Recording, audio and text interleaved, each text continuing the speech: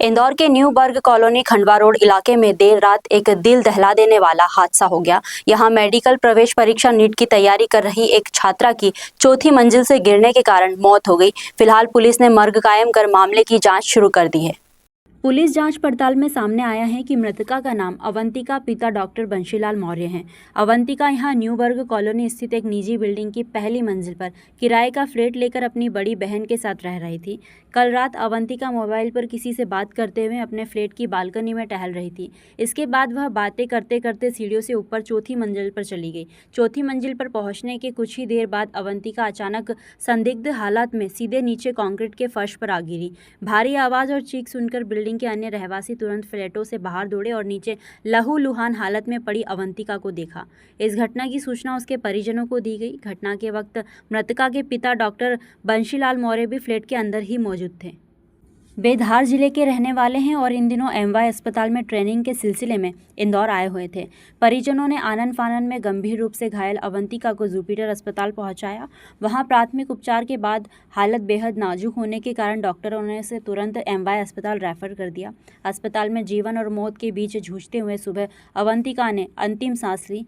उसके पिता ने पुलिस को बताया कि अवंतिका किन परिस्थितियों में ऊपर से नीचे गिरी और उस समय मोबाइल पर वह किससे बात कर रही थी, इस बारे में उन्हें कोई जानकारी नहीं है। परिजनों ने बताया कि अवंतिका नीट की तैयारी कर रही थी, जिसके कारण वो तनाव में थी। फिलहाल पुलिस उसकी कॉल डिटेल का रिकॉर्ड खंगालने के साथ साथ घटनास्थल की बारीकी से जाँच पड़ताल में जुटी हुई है।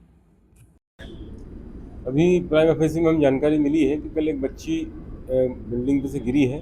गिरने से उपचार के दौरान उसकी मृत्यु हुई है और अभी उसका पोस्टमार्टम कराया जा रहा है। अब जांच में जो तथ्य आएंगे उसके आधार पर ये निर्णय होगा कि ये गिरी है, आत्महत्या की है या एक्सीडेंटल गिरी है। अब इसकी जांच चल रही है। सर, पुलिस या मेडिकल की टीम मौके पर गई थी, कुछ देखा? नहीं, एफएसएल टीम का भी विजिट कराया गया है, लेकिन ऐसे कोई एविडेंस नहीं मिले। अब ये इसके मोबाइल कॉल डिटेल वगैरह की जानकारी के आधार पर कुछ निकलेगा तो बताएंगे। सर, ये छात्रा काय की तैयारी कर रही थी? अभी ये भी जानकारी नहीं आई है, पढ़ाई कर रही थी वैसे। ये सर हम लोग करीब 11:30 बजे की बात है, नाइट की। उसमें क्या हम लोग वो पहली मंजिल पे रह रही थी, लेकिन वो तीसरी या चौथी मंजिल पे जाके वहाँ से गिरी है।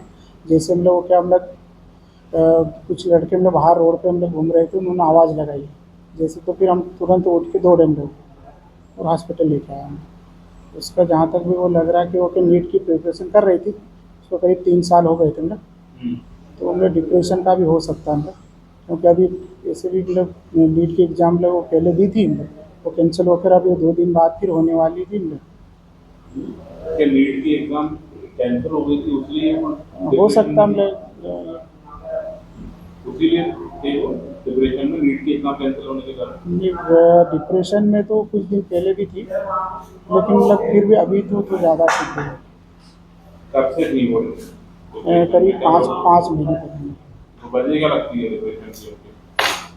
वजह क्या लगती है डिप्रेशन की? वजह की मतलब कि वो थोड़ा सा मतलब क्या मतलब सुस्त रहती थी, मतलब चिड़चिड़ापन करती थी मतलब, और मतलब कुछ थोड़ी सी अजीब सी हरकत बातें मतलब करना मतलब। आत्महत्या करी है?